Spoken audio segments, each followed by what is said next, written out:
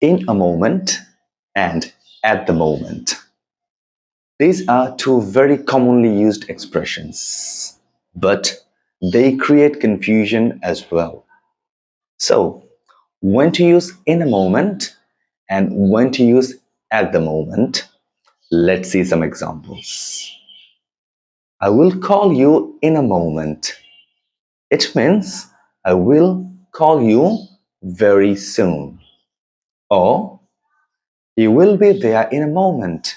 It also means he will be there very soon. So, in a moment, it means very soon. On the other hand, the meeting is going on at the moment. It means the meeting is going on right now. Or you may say, I can't talk to you at the moment. It means I can't talk to you now. At the moment means now.